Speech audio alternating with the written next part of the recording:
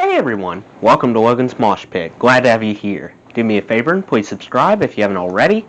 Today we're going to do another episode of Logan's List. In this series, I'll share my opinion on all things music related, ranging from common topics to obscure topics. I've been looking forward to filming this video for a long time. I already named my top 10 favorite guitar players, so I figured singers would be the next step. Today I'm super stoked to count down my top 10 favorite singers ever. After I identify each singer, I'll tell you the top reason why I love their voice and recommend a song that showcases their impressive capabilities. Of course, I'll leave a link to all 10 songs in the description. As we go along, it's important to keep in mind that my favorite singers don't necessarily match my favorite bands. After all, there are many more elements that make up a band apart from the singer.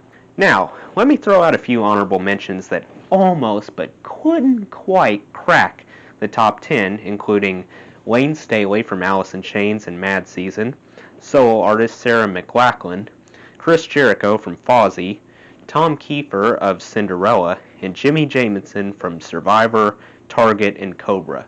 Nothing against this group. They're remarkable vocalists in their own right. However, I consider the ones on the upcoming list to be slightly superior. Here comes the countdown. Number 10, solo artist Norah Jones. The quality that I admire about Norah most is how her velvety voice carefully caresses listeners the same way a soulmate would. If you're new to Norah Jones, a bright and early song called Good Morning would be a really good place to start. Number 9, Geoff Tate from Queensryche. Something that drew me to him right off the bat was the professional grade precision he instills in his lyrics. Geoff has a knack for knowing precisely when to pause, place additional emphasis on a particular word, or even generate a little extra oomph when the situation calls for it. Clearly, Chemical Youth is a song that demonstrates this flexibility beautifully. Number 8, Trevor McNevin of Thousand Foot Krutch. Trevor's relentless raspiness is the main reason why I want to return to hear him sing over and over again. Nowhere is this more evident than with the lit tune titled Let the Sparks Fly.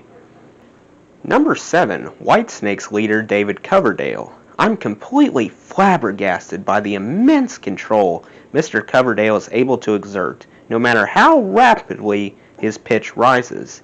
He seemingly sustains notes up in the stratosphere with barely any effort.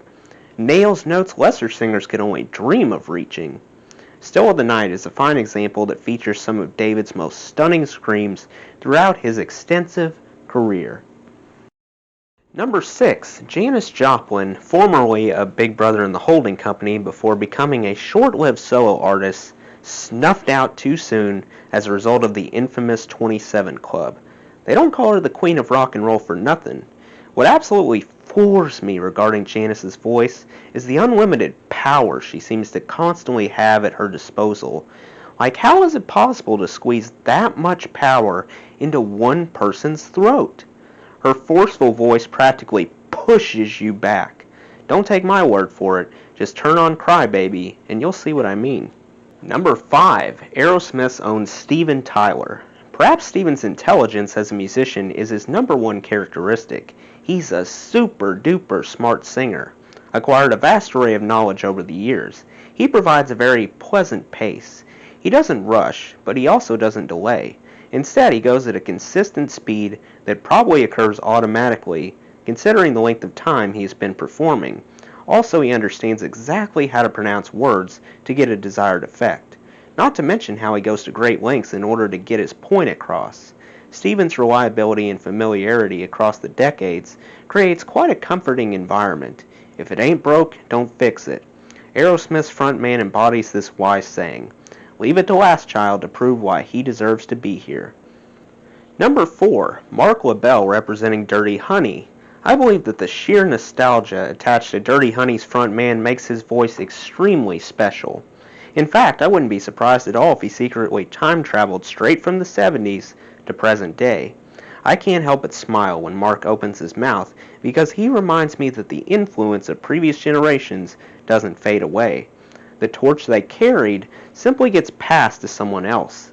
Dirty Honey's hit Heartbreaker is a prime example of why seasoned stars such as Robert Plant would probably feel proud. Number 3, Joe Elliott from Def Leppard. Def Leppard's leader displays tremendous dexterity while in the midst of singing. In an instant, Joe can shift from a deep, sensual tone to a breathy falsetto. I appreciate the way he adapts his voice to mirror the mood of whatever track he happens to be singing. One of Def Leppard's most prominent tunes, Promises, presents the full extent of his range.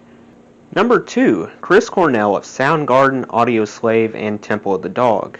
Indeed, no one sings like you anymore. Chris could supply songs with endless energy that could probably power every home on the planet. I don't know where he got it from. Let me put it this way, Chris's biggest flops still beat the greatest hits by many others. Say Hello to Heaven builds a convincing case for why his incredible pipes deserve to be idolized. Number 1, drum roll please.